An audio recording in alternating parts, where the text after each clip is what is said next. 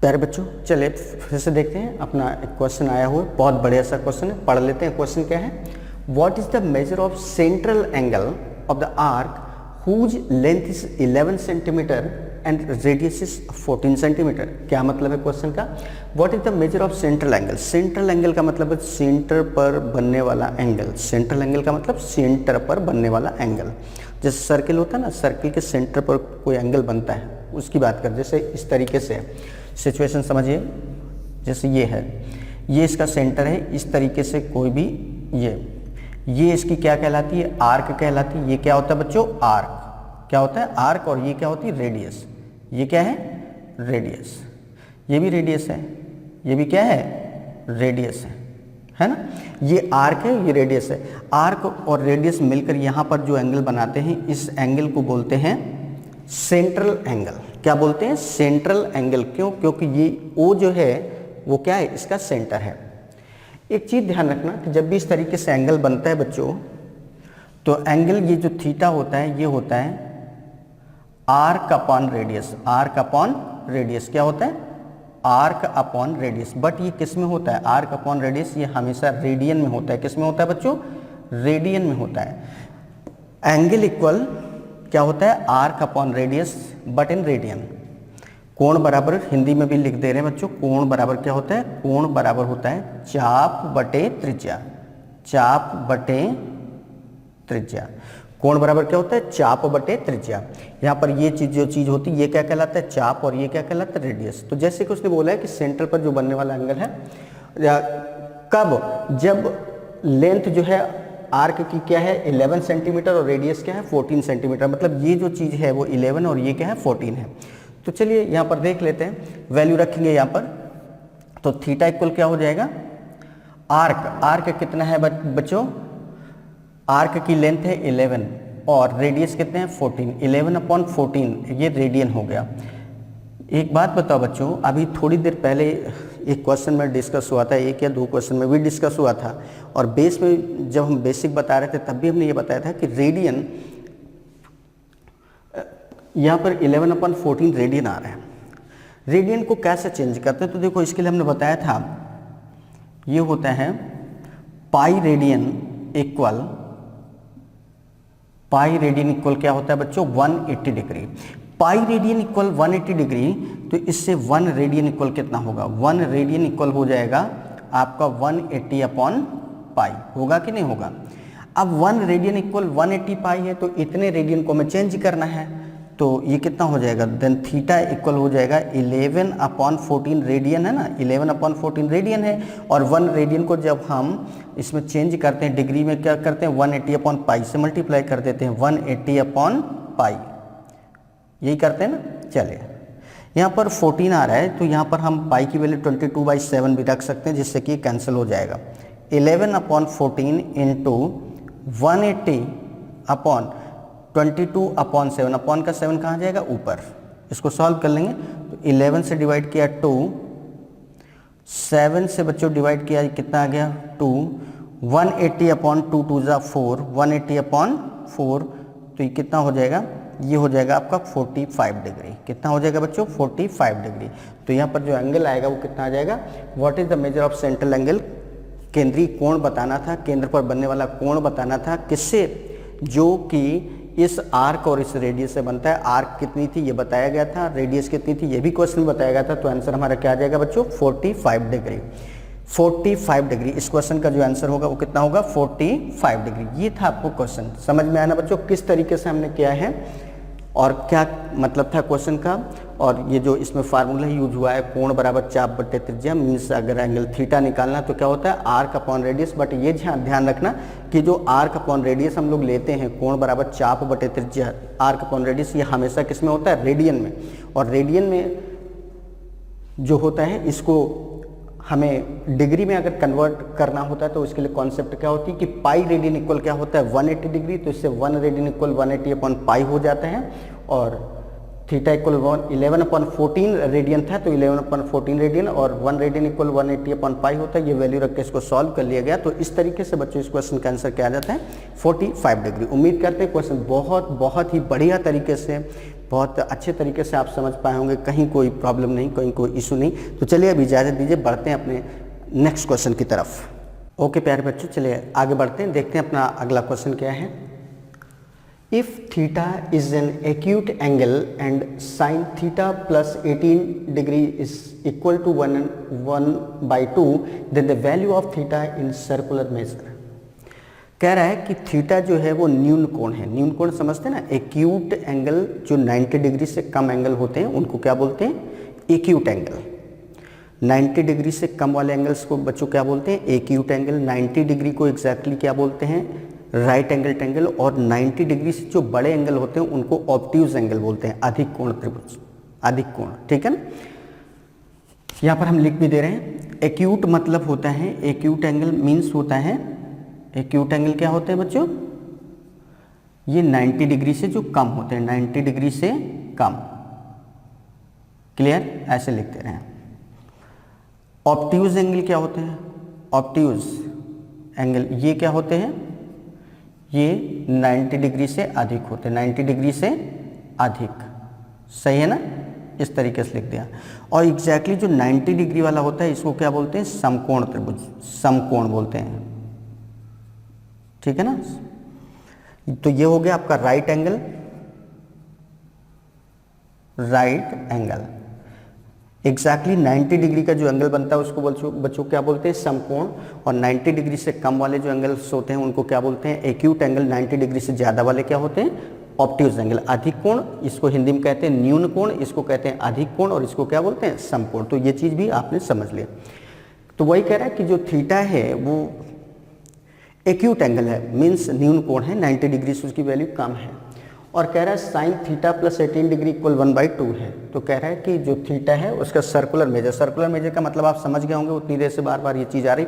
Circular major, circular major का मतलब है रेडियन में बताना है, क्लियर है। तो चलिए देखिए, साइन थीटा प्लस 18 इक्वल 1/2। अब जरा ध्यान करो, जो टेबल अभी हमने बताई थी उसमें साइन में, साइन के उसमें 1/2 वैल्यू किसकी होती है बच्चों, साइन 30 की वैल्यू 1/2 होती है। किसकी वैल्यू होती है, साइन 30 की वैल्यू 1/2 होती है। तो जहाँ पे 1/2 लिखा है यहाँ पर हम क्या लिख सकते हैं, साइन 30, क्या लिखेंगे, साइन 30। अब देखो यहाँ पर भी बच्चों साइन आ रहा है, यहाँ पर भी साइन आ रहा है, तो सीधे सीधे हम एंगल्स की कंपेरिजन करेंगे। It means theta plus 18 degree equal क्या हो जाएगा, 30। तो इससे थीटा की वैल्यू क्या आ जाएगी, 30 माइनस 18, 30 माइनस 18 मीन्स 12 डिग्री। कितना आ गया, 12 डिग्री। ये डिग्री में आया, बट हमको किस में बताना है, सर्कुलर मेजर मीन्स रेडियन में बताना है।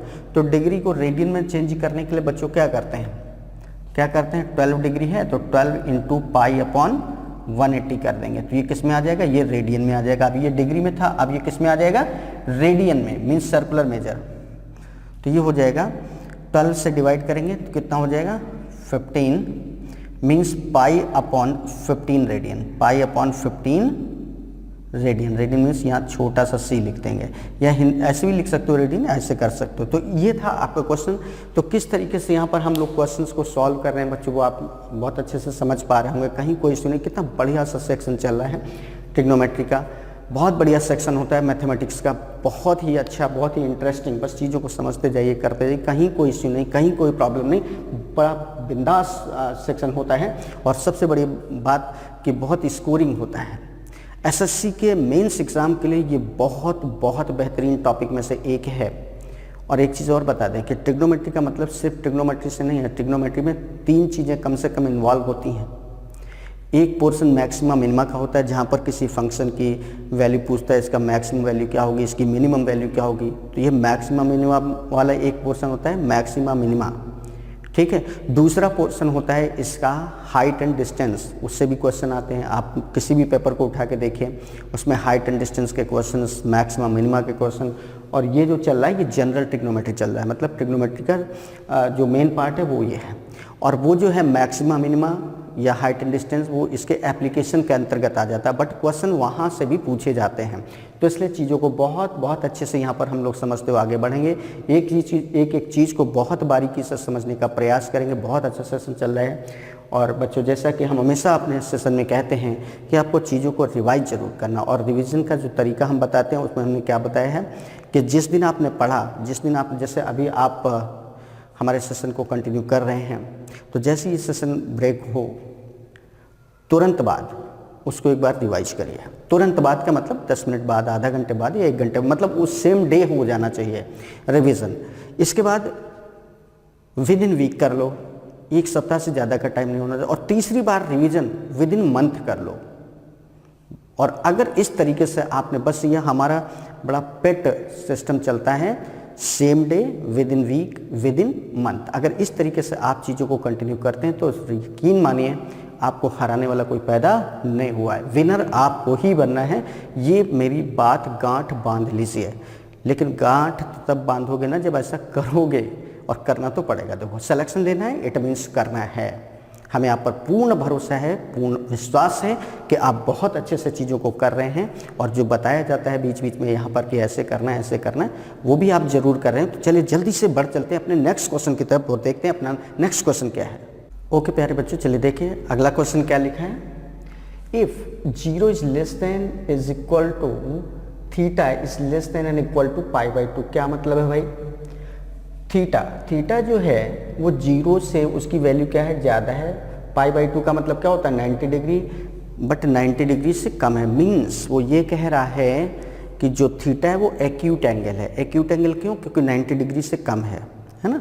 और 0 से तो ज़्यादा होगा, 0 से कम तो एंगल बनेगा नहीं, है ना। तो वही उसने इस तरीके से लिख दिया कि जो थीटा की वैल्यू वो 0 से क्या है, ज़्यादा डिग्री है, बट 90 से क्या है, कम है। तो ऑब्वियसली क्या हो गया, एक्यूट एंगल, जैसे पिछले क्वेश्चन में उसने लैंग्वेज में लिख दिया था कि एक्यूट एंगल है, इसको यहाँ पर इस फॉर्म में लिख दिया। मतलब दोनों का क्या है, सेम है। तो चाहे ऐसे लिखा हो या सीधे लिखा हो, एक्यूट एंगल, दोनों का मतलब बच्चों क्या लेना है, सेम। तो ये हो गया। फिर कह रहा है and sec square theta plus tan square theta equal 7, then theta is, तो थीटा की वैल्यू क्या है। चलिए सॉल्व करते हैं। देखो, सेक स्क्वायर थीटा है बच्चों, अभी पीछे एक आइडेंटिटी हमने बताई थी। सेक स्क्वायर थीटा इक्वल क्या होता है, 1 प्लस tan स्क्वायर थीटा। तो जहाँ पर सेक स्क्वायर थीटा लिखा ना, ये इसकी जगह हम क्या लिख देंगे, 1 plus tan square theta. 1 plus tan square theta हो गया, plus tan square theta already लिखा है, इक्वल क्या हो गया, 7। tan square theta plus tan square theta क्या हो गया बच्चों, 2 tan स्क्वायर थीटा हुआ ना। 2 tan स्क्वायर थीटा इक्वल 7, ये 1 माइनस का हो जाएगा, तो 7 - 1 दैट इज 6। तो इससे tan स्क्वायर थीटा की वैल्यू क्या हो, tan square theta equal 6/2 means 3। तो tan थीटा की वैल्यू क्या हो जाएगी, tan थीटा की वैल्यू हो जाएगी √3। और tan में √3 वैल्यू किसकी होती है, 60 की। tan 60 हो गया। क्या हो गया भाई, tan में अगर हम वैल्यू देखें तो √3 किसकी वैल्यू होती है, tan 60 की। तो जहाँ पर √3 लिखा है बच्चों, वहाँ पर हमने क्या लिख दिया, tan 60। तो अब इधर देखो, यहाँ पे भी tan, यहाँ पे भी tan, तो थीटा की वैल्यू क्या आ जाएगी, 60 डिग्री। तो थीटा की वैल्यू क्या आ गई, 60 डिग्री। ये डिग्री में है, अगर रेडियन में बताना है तो क्या हो जाएगा बच्चों, 60 × π/180 कर देंगे, है ना। तो 63 π/3 ये किस में आ जाएगा, रेडियन में आ जाएगा। ये आंसर किस में आ जाएगा, रेडियन में। तो ये आप देख लो कि जो आपके ऑप्शंस दिए हैं वो रेडियन में दिए हैं या आपके ऑप्शंस डिग्री में दिए हैं। डिग्री में दिए हैं तो आंसर क्या हो जाएगा बच्चों, 60 डिग्री। रेडियन में दिया है तो π/3 रेडियन। इस तरीके से ये जो क्वेश्चन है बच्चों, इस ऐसे सॉल्व करना है। तो देख रहे हैं आप कितने बढ़िया से क्वेश्चन सॉल्व हो रहे हैं, कितना बढ़िया से सब चीज़ें समझ में भी आ रही हैं। बहुत अच्छा सेशन चल रहा है। बस इसी तरीके से चीज़ों को हमको लगातार सीखना है। और जो छोटी छोटी चीज़ें यहाँ पर बताई जा रही हैं वो बहुत काम की है, वो बहुत आपको अच्छे से समझना है। कई बार क्या होता है कि जरा सा लैंग्वेज में चेंज कर दिया जाता है, या जैसे यहाँ पर पिछले क्वेश्चन में एक्यूट एंगल लिख दिया, बट इस तरीके से यहाँ लिख दिया। अब अगर आप इसका मतलब नहीं समझ पा रहे हैं तो आपको थोड़ी देर के लिए ये लग सकता है कि यार ये कोई नई चीज़ आ गई, इसका क्या मतलब है, जबकि कोई मतलब नहीं है, कोई भी मतलब नहीं उसका। आपको बस क्वेश्चन सॉल्व करना है। बस चीज़ों को थोड़ा सा ध्यान में रखिए कि दोनों का मतलब क्या है, सेम है। तो इस तरीके से बच्चों देखा आपने। अब हम लोग आगे बढ़ते हैं और देखते हैं अपना जो नेक्स्ट क्वेश्चन है वो क्या है। चलिए बच्चों देखते हैं अपना नेक्स्ट क्वेश्चन क्या है। If tan theta plus cot theta upon tan theta minus cot theta equal two, then the value of sin theta. तो sin थीटा की वैल्यू क्या होगी, चलिए देखते हैं। बहुत बढ़िया सा क्वेश्चन है बच्चों। इस क्वेश्चन को समझने के पहले एक छोटी सी चीज़ समझ लीजिए। जैसे ये लिखा होता है x अपॉन y, है ना। इसमें डिविडेंड एंड कंपोनेंट रूल का यूज करें, मीन्स योगांतर अनुपात का यूज करें, तो ये x plus y upon x minus y हो जाता है। योगांतर अनुपात, योगांतर अनुपात, योग फिर अंतर फिर अनुपात, तो योग x प्लस वाई हो गया, फिर अंतर x माइनस वाई हो गया और बीच में अनुपात, है ना। योगांतर अनुपात से ये क्या बन जाता है, x अपॉन वाई जैसे लिखा है, तो ये क्या बन जाता है, x plus y upon x minus y. इसका उल्टा अगर ये दिया, इसमें योगांतर अनुपात लगाएंगे तो ये चीज आ जाएगी। क्लियर है ना। मीन्स योगांतर अनुपात का यूज करने पर x अपॉन वाई को हम क्या लिख पाते हैं, x plus y upon x minus y, या x plus y upon x minus y लिखा है तो योगांतर अनुपात से ये क्या बन जाएगा, x अपॉन वाई, ये ध्यान रखिएगा, है ना। तो अब जरा क्वेश्चन को देखिए, ये चीज अगर समझ गए तो क्वेश्चन इसी फॉर्म में तो लिखा है x plus y upon x minus y. देखो x plus y upon x minus y लिखा ना, तो योगांतर अनुपात से इसमें क्या हो जाएगा, इसमें लगाएंगे by using dividendo and componendo rule, dividendo and componendo rule, है ना। हिंदी में बोलते हैं योगांतर अनुपात, योगांतर अनुपात से, योगांतर अनुपात से, है ना, ये नियम है। ये क्या बन जाएगा, tan theta plus cot theta upon tan theta minus cot theta, ये लिखा है। तो ये क्या बन जाएगा, tan theta upon cot theta, ये बन गया tan theta upon cot theta, है ना भाई। x plus y upon x minus y equal क्या हो जाता है, x अपॉन वाई, तो tan theta upon cot theta होगा। इतने की वैल्यू आ गई। अब ये जो बचा 2, इसमें भी तो योगांतर अनुपात लगाएंगे, तो 2 को 2 अपॉन 1 लिख सकते हैं योगांतर अनुपात, तो एक बार ये योग हो जाएगा तो 2 प्लस 1 अपॉन 2 माइनस 1 हो जाएगा, मीन्स 3 अपॉन 1, मीन्स क्या हो जाएगा 3। मीन्स ये जो चीज आ रही है बच्चों, वो कितने के इक्वल हो जाएगी, 3 के इक्वल, क्योंकि हम अगर यहाँ पर योगांतर अनुपात लगा रहे हैं तो वही रूल हमें यहाँ पे भी लगाना पड़ेगा, क्योंकि इक्वल में दिया है। मीन्स फाइनली हम ये कह सकते हैं कि ये जो चीज आ रही कितने के इक्वल आ रही है, 3 के equal. Means tan theta upon cot theta की वैल्यू क्या आ जाएगी, 3। इसको हम ऐसे लिख सकते हैं, tan theta into 1 upon cot theta equal 3, tan theta into 1 upon cot theta, cot का उल्टा क्या होता है, tan थीटा इक्वल 3, क्या आ गया बच्चों, 3 इक्वल 3 आ गया, है ना। तो ये हो जाएगा आपका tan स्क्वायर थीटा इक्वल क्या हो जाएगा, 3। तो इससे tan थीटा की वैल्यू क्या आ जाएगी, अंडर रूट 3, और tan में अंडर रूट 3 वैल्यू किसकी होती है, tan 60 की, मतलब tan 60 हो गया। तो थीटा की वैल्यू हमको पता चल गई बच्चों, कितना आ रहा है, 60। थीटा की वैल्यू कितना आ जाएगी, 60, और थीटा की वैल्यू जो हमको पता चल गई 60 डिग्री है, तो हमसे क्या पूछा गया था, sine theta. Now sine theta means, sine theta means क्या हो जाएगा, साइन 60, और साइन 60 की वैल्यू क्या होती है, √3/2। तो इस तरीके से बच्चों इसका आंसर क्या आ जाएगा, √3/2। तो था ना, बहुत बढ़िया सा क्वेश्चन था। किस तरीके से हमने किया हुआ है, बस योगांतर अनुपात का यूज करना था, डिविडेंडू एंड कंपोनेंडू रूल का यूज किया, और उस रूल के अकॉर्डिंग हमने बस ये ध्यान रखना कि ये रूल दोनों तरफ लगेगा, क्योंकि दिस इक्वल, अगर यहाँ पर हम इस रूल का यूज कर रहे हैं तो यहाँ पर भी करना पड़ेगा। और 2 को हम लोग सिंपली क्या बोलते हैं, 2 अपॉन 1, योगांतर अनुपात से क्या हो जाएगा, 2 प्लस 1, नीचे हो जाएगा 2 माइनस 1, तो फाइनली क्या आ जाएगा, 3। और इसको जब हम सॉल्व करेंगे तो क्या आ जाएगा, योगांतर अनुपात से tan theta upon cot theta, means tan theta upon cot theta equal क्या है, 3, और इसके बाद इसको बस सॉल्व कर लिया। तो थीटा की वैल्यू आ गई 60 डिग्री, और जब थीटा की वैल्यू हमें पता चल गई 60 डिग्री है, तो हमसे क्या पूछा गया था, साइन थीटा मीन्स साइन 60, और साइन 60 की वैल्यू क्या होती है, √3/2। तो इस तरीके से बच्चों यहाँ पर इस क्वेश्चन का जो आंसर है वो हमने निकाला है। तो उम्मीद करते हैं बहुत बढ़िया तरीके से इस क्वेश्चन को समझ पाए होंगे। पीछे जो क्वेश्चन चल रहे थे वो भी बहुत बढ़िया से स्टार्टिंग हुआ था क्वेश्चन का, और बहुत बढ़िया सिस्टमेटिक अप्रोच लेकर हम लोग आगे बढ़ रहे हैं, और एक से एक बेहतर क्वेश्चन करने की कोशिश करेंगे, और बहुत बढ़िया शानदार तरीके से समझने का प्रयास भी करेंगे, क्योंकि यहाँ पर बहुत अच्छे तरीके से हम एक्सप्लेन करने की कोशिश कर रहे हैं, जिससे कि आपको जरा सा भी कहीं कोई इश्यू ना हो। तो चलिए इजाज़त दीजिए, बढ़ते हैं अपने नेक्स्ट क्वेश्चन की तरफ। ओके बच्चों, चलिए देखते हैं अपना नेक्स्ट क्वेश्चन क्या है। If angle A and angle B are complementary to each other, then the value of this. कह रहा है यदि कोण ए और कोण बी एक दूसरे के कोटिपूरक कोण हैं, कॉम्प्लीमेंट्री मतलब कोटिपूरक, और पीछे हम बता चुके हैं कोटिपूरक कोण का मतलब क्या होता है, जब किन्हीं दो एंगल्स का सम क्या होता है 90 डिग्री होता है, तब ये एक दूसरे के कॉम्प्लीमेंट्री कहलाते हैं। तो जैसे कि उसने बोला है angle A and angle B are complementary to each other, means इन दोनों एंगल्स का सम क्या होगा 90 degree, means angle A plus angle B equal क्या होगा बच्चों 90 डिग्री। तो एंगल ए इक्वल क्या हो जाएगा 90 माइनस एंगल बी, या एंगल बी इक्वल क्या हो जाएगा 90 डिग्री माइनस एंगल ए, है ना। तो ये चीज आ जाएगी। एंगल ए और एंगल बी एक दूसरे के कॉम्प्लीमेंट्री हैं, एक दूसरे के कोटिपूरक हैं। इट मीन्स दोनों एंगल्स का सम क्या होगा 90 डिग्री होगा, means angle A plus angle B equal 90 degree. तो इससे angle B equal 90 minus angle A आ जाएगा, या angle A equal 90 minus angle B हो जाएगा। क्लियर, इतनी बात समझ में। आप चलिए आप सॉल्व करते हैं क्वेश्चन। तो जैसे ये लिखा था बच्चों, है ना, तो देखिए हमारा क्वेश्चन क्या था, sec square A plus sec square B, B की जगह हम क्या लिख सकते हैं 90 माइनस ए, तो सेक स्क्वायर क्या हो जाएगा 90 माइनस बी, ये हो गया। Sec square A plus sec square B, sec square B, B की जगह हम लोग क्या 90 माइनस ए लिख सकते हैं, तो ये बन गया 90 माइनस ए, हो गया ना, minus sec square A into sec square B.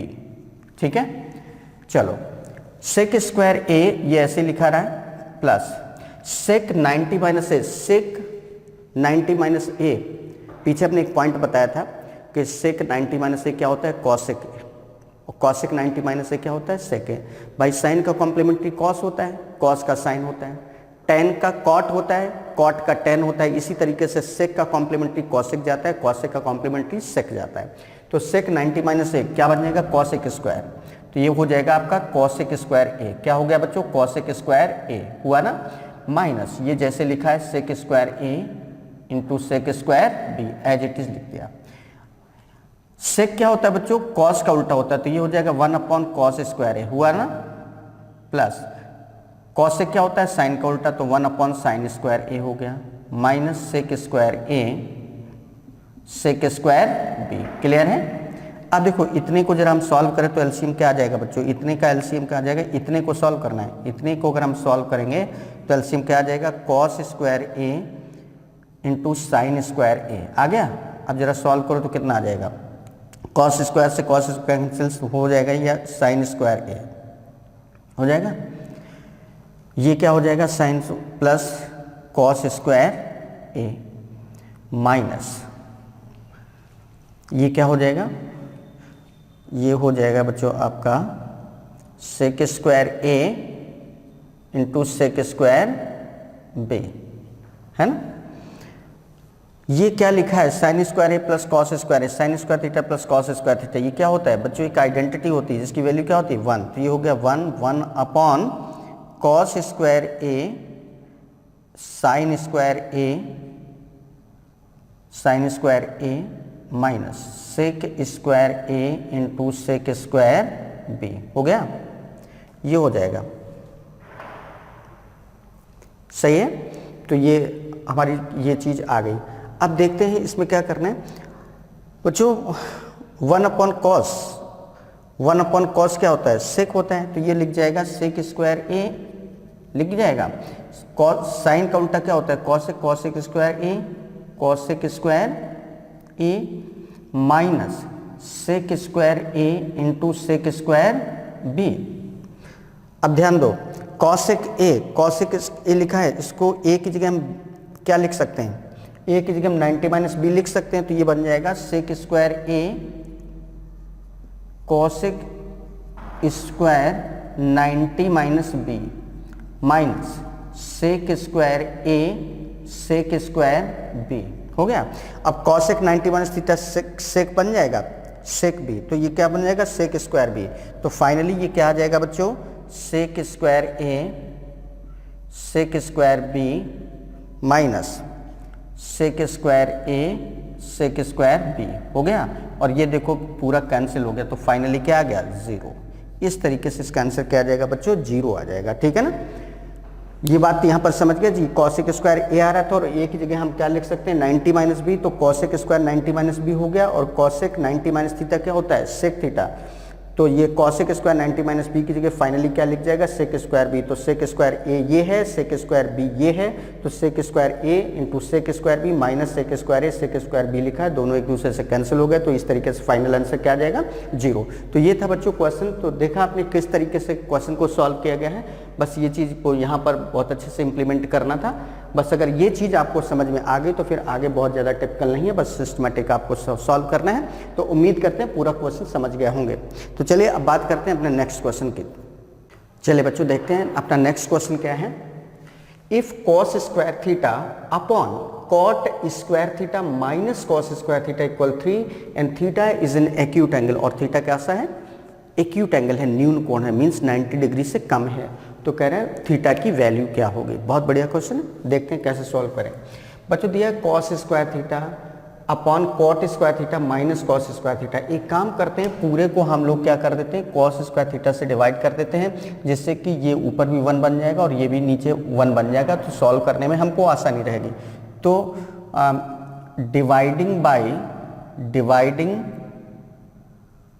By cos square theta both numerator and denominator, both numerator and denominator, मतलब न्यूमरेटर और डिनोमिनेटर दोनों को हम लोग क्या करेंगे कॉस स्क्वायर थीटा से डिवाइड कर। भाई एक को तो डिवाइड नहीं कर सकते हो, इसको भी डिवाइड करोगे इसको भी डिवाइड करोगे तो बात बैलेंस हो जाएगी, बराबर रहेगी। तो जब करोगे तो क्या हो जाएगा कॉस स्क्वायर थीटा था, इसको कॉस स्क्वायर थीटा से डिवाइड कर दिया तो ये हो गया है ना, अपॉन नीचे क्या लिखा था cot square theta, cot square theta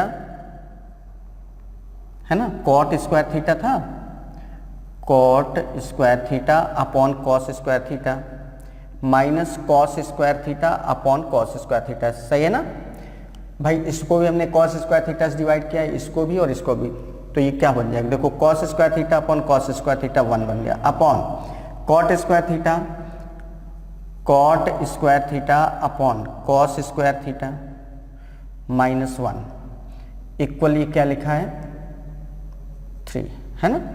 solve करेंगे तो 1 अपॉन कॉट क्या होता है बच्चों, कॉट होता है कॉस अपॉन साइन, तो ये हो जाएगा cos square theta upon sine square theta into cos square theta. ये अपॉन में है तो इसको इससे ऐसे लिख देंगे -1 इक्वल 3।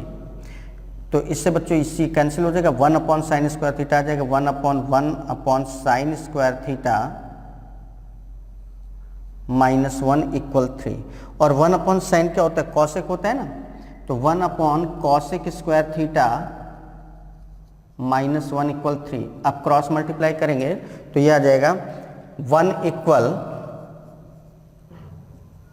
क्या आ जाएगा 3 cosec square theta, 3 cosec square theta -3।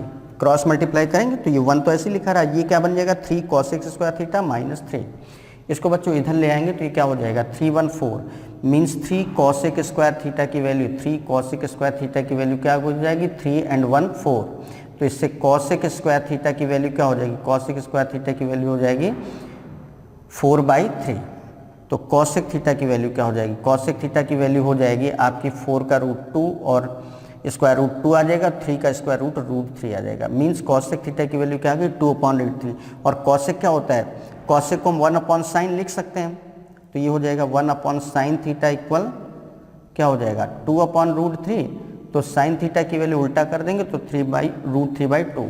तो इससे फाइनली साइन थीटा की वैल्यू क्या आ जाएगी √3/2। भाई 1 अपॉन साइन थीटा इक्वल 2/√3, तो साइन इसको उल्टा करेंगे तो साइन थीटा आ जाएगा, इसको उल्टा करेंगे तो √3/2। तो साइन थीटा की वैल्यू √3/2 आ गई। और साइन में √3/2 वैल्यू किसकी होती है बच्चों, साइन 60 की, ठीक है ना। तो थीटा इक्वल क्या हो जाएगा, थीटा इक्वल आ जाएगा 60 डिग्री। और यही हमसे पूछा गया था थीटा की वैल्यू क्या होगी, तो बच्चों थीटा की वैल्यू क्या आ रही है 60 डिग्री, है ना। तो कैसे सॉल्व किया गया, कितना बढ़िया सा क्वेश्चन था, बहुत कहीं कोई कठिनाई नहीं हुई, बड़ा सिस्टमेटिक हम लोग यहाँ से चले थे। बस हमने क्या किया था कि न्यूमरेटर मतलब ये और डिनोमिनेटर मतलब ये, इन दोनों को हमने कॉस स्क्वायर थीटा से डिवाइड कर दिया था। कॉस स्क्वायर थीटा से जब डिवाइड किया तो ऊपर क्या हो जाएगा cos square theta upon cos square theta, नीचे cot square theta upon cos square theta minus cos square theta upon cos square theta. तो ये बन गया 1 और ये भी 1 बन गया, तो 1 अपॉन ये ऐसे लिखा रहने दिया अभी हमने। फिर कॉट स्क्वायर थीटा, कॉट क्या होता है, कॉस अपॉन साइन होता है, तो cos square theta upon sine square theta, तो इसकी जगह लिख दिया, अपॉन में कॉस स्क्वायर थीटा पहले से था, तो इससे ये कैंसिल हो गया। तो फाइनली क्या बचा, 1 ऐसे लिखा रहा, ये कैंसिल हो चुका है, तो 1 upon sine square theta minus 1 equal 3, और 1 अपॉन साइन क्या होता है, कॉसेक होता है, तो 1 upon cosec square theta minus 1 equal 3 हो गया।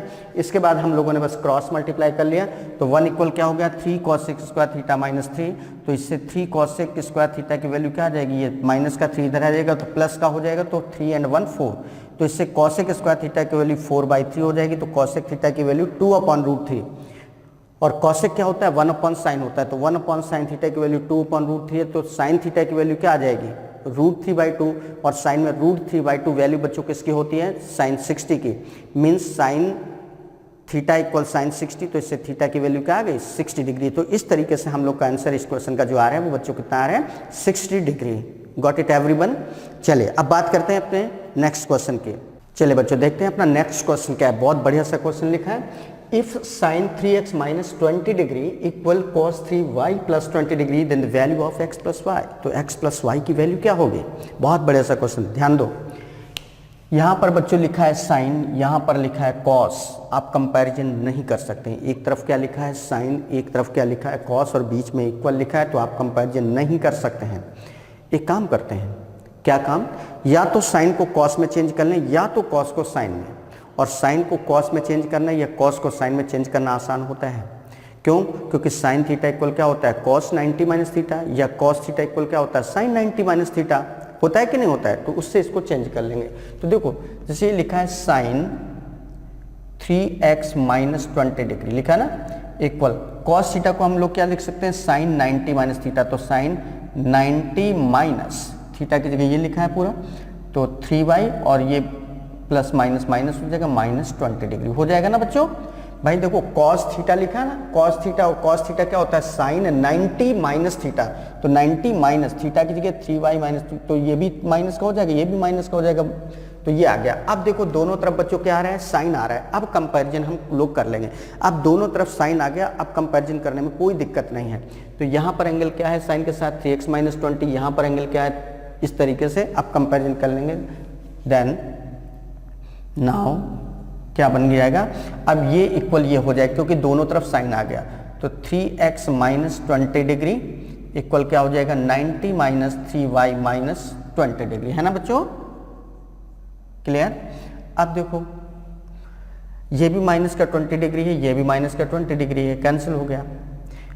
इसको इधर ले आएंगे तो ये हो जाएगा 3x प्लस 3y इक्वल क्या हो जाएगा, 90 डिग्री हो जाएगा। इसमें 3 कॉमन हो गया, तो 3x प्लस वाई इक्वल क्या हो जाएगा, 90 डिग्री। तो इससे x प्लस वाई इक्वल क्या हो जाएगा, 3 से 90 को डिवाइड कर देंगे तो 30 डिग्री। तो x प्लस वाई की जो वैल्यू आएगी बच्चों क्या आ जाएगी, 30 डिग्री। तो इस तरीके से था क्वेश्चन। तो बहुत बढ़िया से क्वेश्चंस चल रहे हैं और आप बहुत अच्छे से इन क्वेश्चंस को समझ भी पा रहे होंगे। बिल्कुल भी कठिन नहीं है ट्रिग्नोमेट्री, बहुत ज़्यादा मुश्किल नहीं, बस थोड़ा सा हमें प्रैक्टिस की ज़रूरत है, चीज़ों को समझना है, क्या मतलब है, कैसे करना है, वो सारी चीज़ें आप धीरे धीरे करके क्वेश्चंस के माध्यम से समझ पा रहे होंगे। बहुत अच्छा लग रहा होगा आपको। बस इसी तरीके से सीखते रहिए और आगे बढ़ते रहिए। तो उम्मीद करते हैं कि ये क्वेश्चन बहुत अच्छे से आप समझ गए होंगे। कुछ नहीं करना था, बस हमें साइन को कॉस में या कॉस को, दो में से कोई भी आप एक काम कर लीजिए, आंसर वही आएगा, इससे कोई फ़र्क नहीं पड़ता। कभी ये इस बात का फ़र्क नहीं पड़ता है कि ना ही ऐसा कोई रूल होता है कि नहीं हमेशा साइन को ही कॉस में चेंज करना है या कॉस को साइन में चेंज करना है, ये ऐसा कोई ज़रूरत नहीं। आप क्वेश्चन के अकॉर्डिंग किसी में भी चेंज कर सकते हैं, आंसर वही आएगा। या तो साइन को कॉस में चेंज कर लिए या कॉस को साइन में चेंज कर लिए। तो यहाँ पर हमने साइन को ऐसे लिखा रहा, कॉस को हमने साइन में चेंज कर लिया, तो कॉस थीटा इक्वल क्या होता है, sine 90 minus theta, 90 minus theta की जगह वही कर दिया। और इसके बाद जब दोनों तरफ हमारा साइन साइन आ गया या दोनों तरफ कॉस कॉस आ गया तो कंपैरिजन कर सकते हैं। तो जैसे यहाँ पर साइन साइन दोनों तरफ आ गया, तो अब हमने डायरेक्ट कंपैरिजन कर लिया। तो यहाँ पर एंगल क्या है, 3x माइनस 20 और यहाँ पर एंगल है 90 माइनस 3y माइनस 20, तो ये इक्वल ये हो गया। अब इसके बाद इसको सॉल्व कर लिया, तो इस तरीके से बच्चों हम लोग का जो आंसर आ गया वो क्या आ गया, 30 डिग्री, है ना। और यही पूछा गया था इस क्वेश्चन में कि x प्लस वाई की वैल्यू क्या होगी, तो ऑब्वियसली x प्लस वाई की वैल्यू क्या होगी बच्चों, 30 degree. Got it everyone? I hope you all understand very well this question. चलिए आगे बढ़ते हैं, देखते हैं अपना नेक्स्ट क्वेश्चन क्या है।